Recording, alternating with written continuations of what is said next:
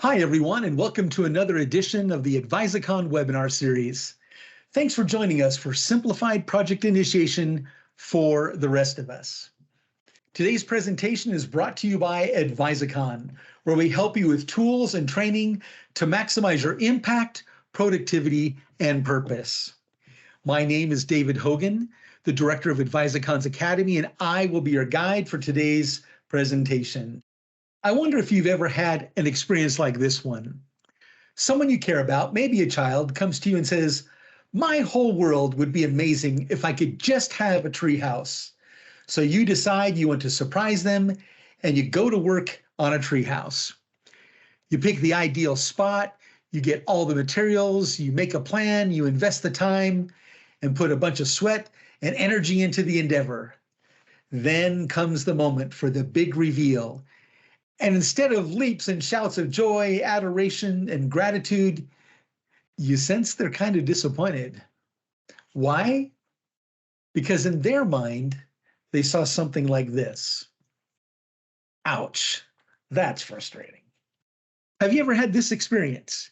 You want to do something in your organization that seems fairly simple or straightforward, like building a doghouse for Bruno. You want it to go smoothly and manage expectations, but you don't have to do the equivalent of hiring an architect to design a doghouse or fill out a pile of paperwork. You're thinking, there must be a simpler way. And so today we want to understand the basics of projects small and great. We want to learn a simplified approach to initiating or kicking off a project as long as it's not complex in nature. And we also want to share some templates with you to help you get started. If your organization executes projects well, you are more likely to both succeed at strategic initiatives and increase the velocity at which you operate. And of course, this is our aim. Project schmoject, of course, that's not a real word. In a recent poll of several thousand workers found that 94% of the respondents managed projects at work, but most did not consider themselves project managers. Of course, almost everyone is a project manager. Since everyone is really a project manager, we want to learn how to do this simply. Let's take, for example, this idea. You come home from the nursery with a tiny new plant that needs to be planted in the yard, requiring a hole to be dug. I have seen all of these items used as a means to digging a hole. I know my parents didn't appreciate my use of serving spoons or screwdrivers for the task, but it worked for me.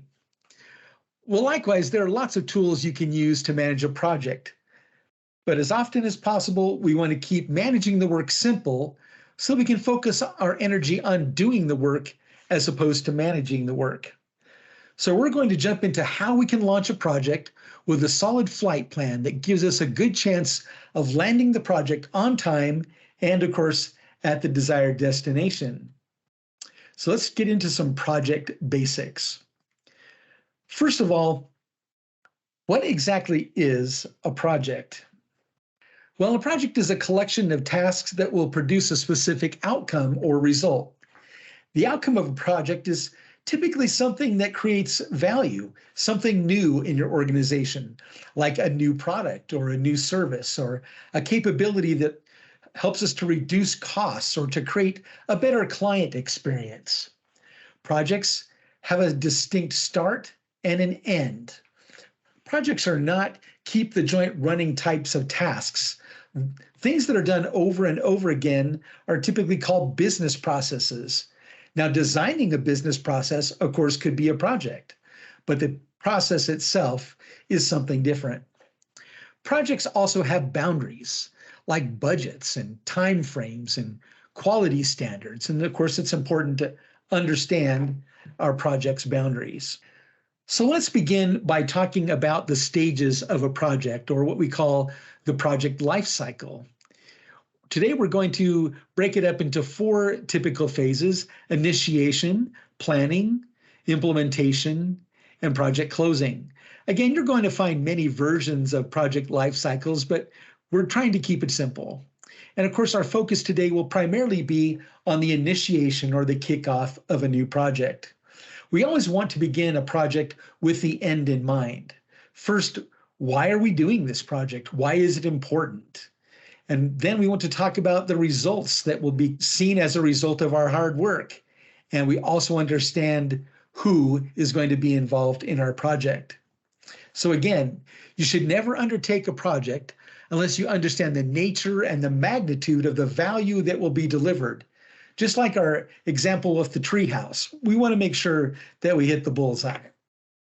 So now let's discuss your role as a project leader. In other words, you're the pilot for the project. You'll notice that when a plane takes off, many times you'll have a monitor on the seat back in front of you, and it allows you to monitor the progress of your flight along its flight path. And you notice that many times the lines between waypoints is fairly straight. But in actuality, the plane's course is being constantly altered by winds and weather and pressures and speed and so on.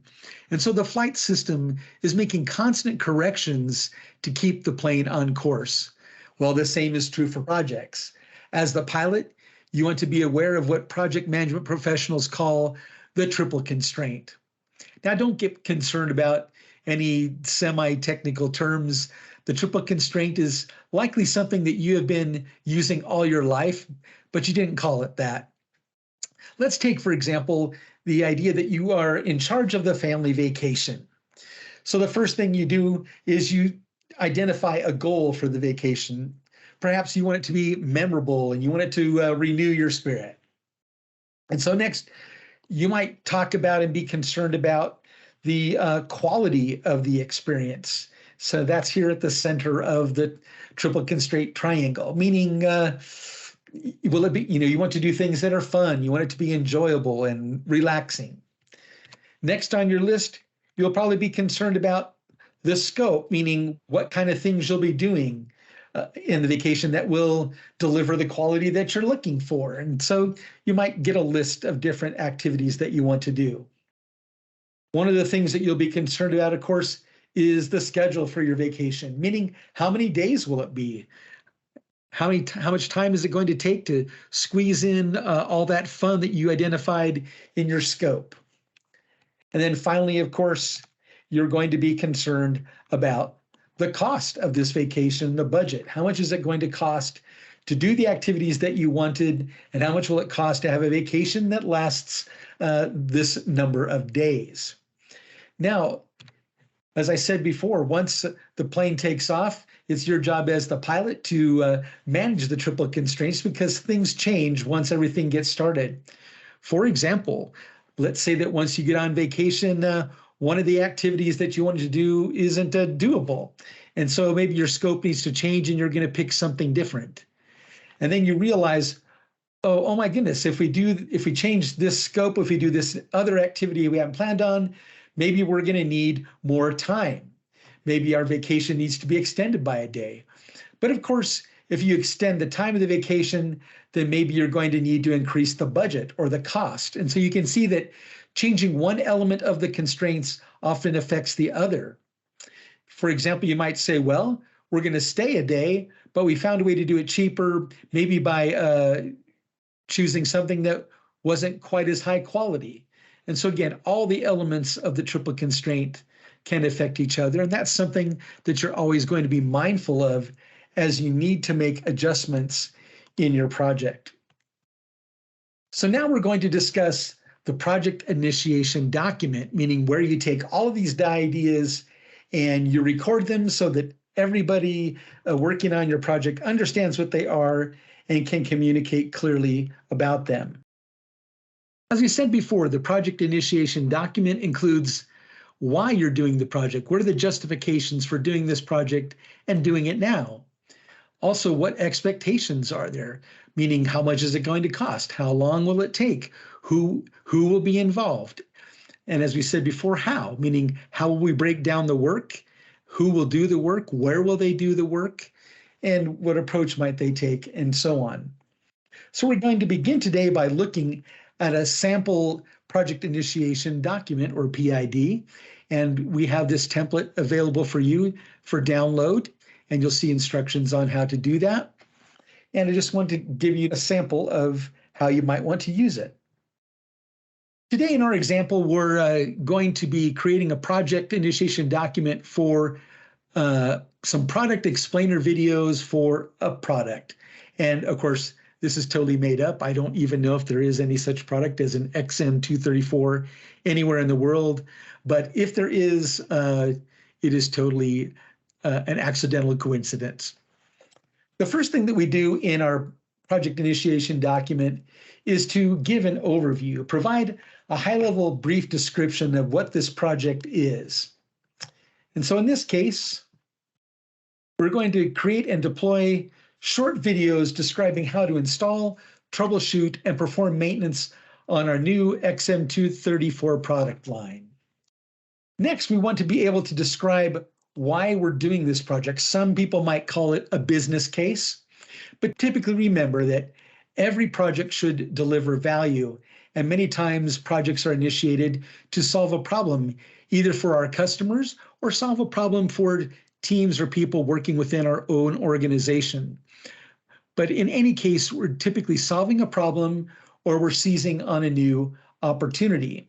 In this case, with our explainer videos, we're saying, well, our tech support group generally gets overwhelmed when we launch a new product. And so maybe creating some self-help videos would reduce the number of calls that would be coming into the call center. So that's one problem this project could solve. We also have situations where the resellers tell us that if we sent out instructional videos or made them available, people might find the product easier to use.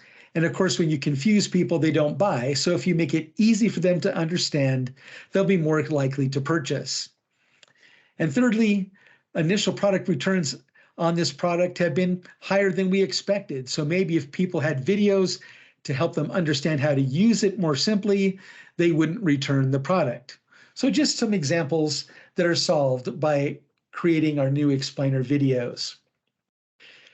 Also in a project initiation document, we want to describe why right now is the time to pursue this project.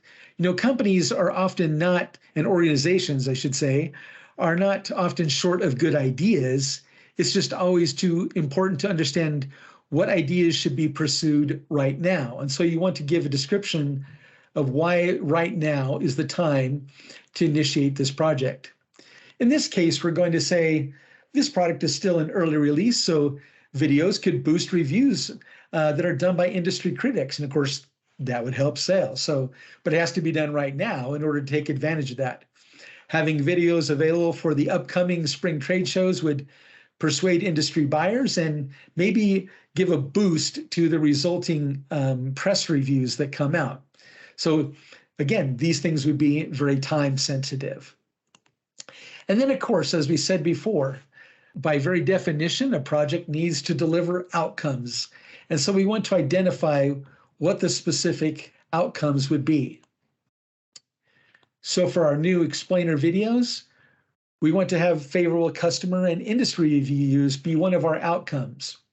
We also want to increase revenue and get greater market share in this market segment. And we want to reduce the number of product returns that come because people can't understand how to use the product. Now, if we're successful in these outcomes, we want to be able to identify how we would know we're being successful. So your project initiation document should include some kind of metrics or measures that tell you whether or not you're achieving the outcomes that you desired. So here's some examples of those. You might say, well, the website product review average scores could be at 4.5 or better. Total customer reviews of 2,500 or more. Year-over-year unit sales going up by 10% or more. And there's a standard industry performance score that we have, and we want it to be at a certain number. And we're going to measure how many returns we have. And below 1% would be an ideal target. And then, of course, more people would be consuming our content. And so we would see views each month of 12,000 or more within the first 4 months of the launch of these videos. So again, it's important in every project that you're very clear about what the outcome would be and then to be able to know whether you've actually achieved the outcome. Moving right along, the next thing in our project initiation document is to identify the high-level deliverables. Some people might call these milestones. And so in this case, we have all of these things, these milestones in delivering our new explainer videos, a creative brief and storyboards, a script for the videos and the actual video recording and post-production work, and then getting that content posted on our company's website and YouTube channel and social media. So these are, of course, measurable deliverables within the project, and we've put in a description and an expected date by which these deliverables can be delivered. And so when you're submitting your project to be reviewed and trying to get approval, you want to be able to have concrete deliverables listed there, and you want everybody on your project team from the very outset, like at the kickoff meeting, to know what is expected to be delivered when this project is completed. By the same token, it's important to identify your project scope. And of course, the word scope is used in a variety of ways, but simply put, we want to set expectations about boundaries. Many times you have an understanding in your organization that if you say something, people will make assumptions about what it includes and what it doesn't include. And it's always very helpful at the beginning to identify what things are in scope, meaning what things can be delivered and what things will not be addressed in the course of your project. In this case, we've said, well, in addition to doing the explainer videos, we're going to produce some video trailers that allow us to do some cross promotion of the linked products. And we're not including a video for a particular attachment to one of our tools, probably because we already have a video that does that. Great. Moving right along in our project initiation document, we want to talk about assumptions. Sometimes these are called operating assumptions. But as I said a moment ago, many times when we say something, people start making assumptions about what it means, and we just want to get those things essentially recorded in a place where everybody can read them so that later on we don't have disappointed people. We're managing their expectations up front. As it mentions here on the form, assumptions can be things like getting an assumption or understanding of how much budget you have, or whether or not there are any date or time constraints. Maybe, for example, you're doing something for a grand opening, and then you need to know, well, the grand opening is on a certain date, so it has to be done by then. Maybe your project is a part of a larger project and you're delivering something to another team. You need to know when that team needs it, and so you need to know what that deadline might be. You also want to identify assumptions about resources. Now, resources can be among the following items. They can be people or labor. It can be equipment to do the work. It can also be materials or supplies. And of course, it might be about a space to work. Maybe you need to identify where this group will do their work. Or maybe there might be several spaces that you're going to need. And so you'll have to have assumptions about when that space needs to be available. In our sample here of the explainer videos, we've identified a few assumptions. First, we've said that the project needs to be completed no later than the 4th of December, because that's the beginning of the year trade shows. We've identified that no budget has been established for this project, so that's an important assumption if you don't have a budget yet. And then with regards to resources, we're saying, well, the instructors, the people who will be appearing in the videos, are all going to be people from the Office product group. And so they need to be on board with what we're doing. And all the recording of video and the post-production work, we're going to outsource that to a third-party agency or developer. So we don't need to scour through our list of people trying to find video equipment and people that know how to operate a camera or use Photoshop or whatever you might be using. So of course, that's an example of operating assumptions. And then next, when it gets down to the who, we want to be able to talk about who's doing what, or what we call a responsibility matrix. In larger projects, this is sometimes called a RACI chart. we're just going to keep it simple here and call it a responsibility matrix. So you'll notice across the top, I've listed a number of, I don't know, fictional people that are part of our team: Mark, Sandy, Elaine, Shane, MKD Studios, which is the third-party agency we're using to do the video, and Laura. And we've put the deliverables on the left-hand side, or the major milestones. And you can also list other areas of responsibility. There's no hard, fast rule about that. But you'll notice if you look down here at the bottom of the chart, we have a little legend.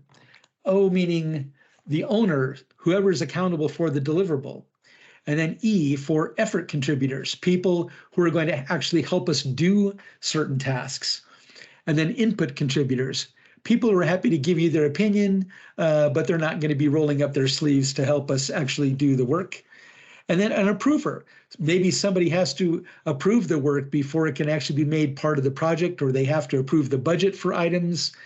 And then U for update on results, meaning there are some people where you don't need input from them. They just want to be apprised of the progress of a particular part of your project. And so we can go through the different deliverables here on the matrix and identify what roles each of these people have in each of these particular milestones. So in this case, just a couple of examples. The creative brief, we've said, well, Elaine is accountable. She's the owner of that. But Mark has to approve the creative brief, and Sandy and Laura are going to provide input, and Shane is going to help do part of the work. Shane is an effort contributor. So again, owner, approver, input contributors, and an effort contributor. And so you can kind of see how that plays out over the entirety of our project.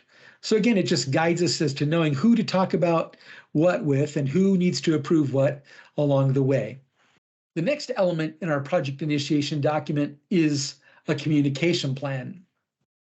We want to be able to talk about or write down how the team is going to communicate and how they're going to conduct huddles and keep each other apprised of their progress and how they might resolve issues when they come up and things such as this. And it might be that you're going to say things like, well, we're going to track these things on a board in Teams or a chat channel. We're going to meet every other week, or we're going to meet at the conclusion of each phase. Whenever there's an issue, we'll send out an email. These are all ideas about how you'll communicate, and you just want to be clear up front how communications will be addressed. And so again, for our explainer videos, here's our communication plan. We said we're going to set up a Microsoft Teams channel for the project, and issues will be posted to the channel, chat and moderated by the deliverable owners. So whoever is the O on a certain deliverable will be moderating the channel for issues as they come up. We're indicating that we're also going to hold a weekly remote huddle using Teams, and we're going to identify the team members that need to be there and top priorities for the coming week. And then we're also going to have single purpose huddles to solve certain issues, meaning if it's more than a 5-minute discussion, we're not going to try to resolve it at our weekly huddle. We're going to say, okay, let's set up a time on Thursday to discuss and resolve that issue. And then anytime we're saying in communication that there is a proposed change to the scope, schedule, or budget. Now, what does that sound like? That sounds like the triple constraint. Remember, scope, schedule, and budget are the 3 elements of the constraint. And it's important for us to control that. So we're going to say, anytime somebody proposes a change to the scope, schedule, or budget, they need to post that to the chat and send out an email, because it's so important. We want to make sure that nobody misses it so that we can have a discussion around those elements of the triple constraint whenever needed. Great, so there's an example of a project initiation document. You'll notice that it's really only 2 pages long. I think it's really important that we keep this simple and straightforward so it doesn't become overwhelming, because it's so important that you do it. So don't be tempted to skip over setting up a solid foundation for your project because you think it might be a daunting task. So of course, as you recall, when we started this, we said there were 4 phases to a project, and we really just addressed the first one, the initiation. But we're going to spend a few minutes talking about next steps. Again, here's our project life cycle: initiation, planning, implementation, and project close. And keeping in mind, of course, again, our triple constraints as we guide the plane and try to keep everything on course. So there are a couple of simple tools that we might use to help us in our effort to do that. First might be a project schedule as we get to the planning and the implementation phase. And here's an example just using a simple Excel spreadsheet. You'll see here on the left-hand side that we have our phases and our tasks, who owns them, when they're due, what percentage complete they are. You might insert your own column for keeping comments or notes. And of course, here we're just changing the background of certain cells to represent a timeline to just keep us focused on when things need to be done and how they integrate with each other. The advantage, of course, to an Excel spreadsheet is it doesn't take a lot of training to use it. It can be very flexible and just simple to use. And we have included a blank template of this particular schedule so that you can use it and download it. And this is, of course, what it looks like. And so you can fill in the blanks as you like and use it as you choose. Another tool that you might choose to use is called Microsoft Planner. This application is free to use if you have a Microsoft 365 account. And it uses a Kanban board format to set up tasks as cards on a board. And you're able to change their status and make notes in them, assign them to different people, and things such as that. It's fairly straightforward to use. And again, it's a lightweight tool that you might find helpful. Another tool in the Microsoft lineup is Microsoft Project for the Web. For many years, people said, I don't want to use Microsoft Planner because it has so many features and so many options that it's just confusing for me to use because the kind of project management I do doesn't need all of those features.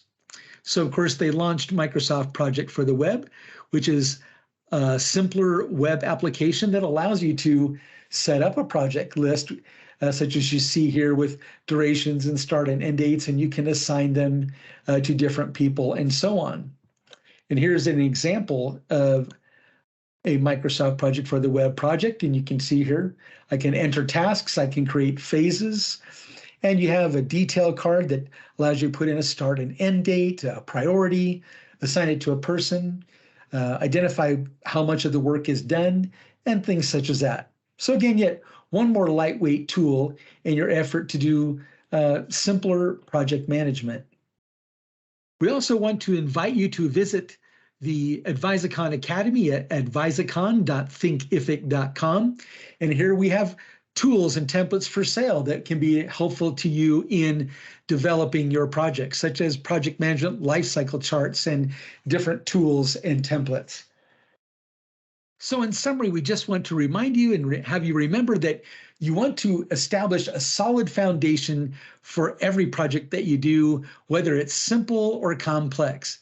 It's so important that you get clarity on why you're doing the project, why this is the right time, and what the outcome is that will produce value from this project.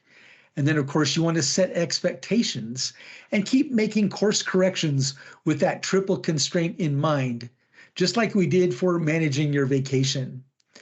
And please keep it simple. Remember, everyone is a project manager. And so make it as simple as possible. It doesn't need to be daunting. We simply want you to succeed at delivering value, whether your job title includes project manager or not. So thank you for attending the webinar today, and we hope you find the content helpful in your efforts. Again, we invite you to visit the Advisicon Academy at advisicon.thinkific.com. If there's anything at all we can do to help you increase your productivity or impact and purpose on projects, we certainly want you to give us a call or reach out to us and see how our consultants can be of benefit to you. Have a wonderful day.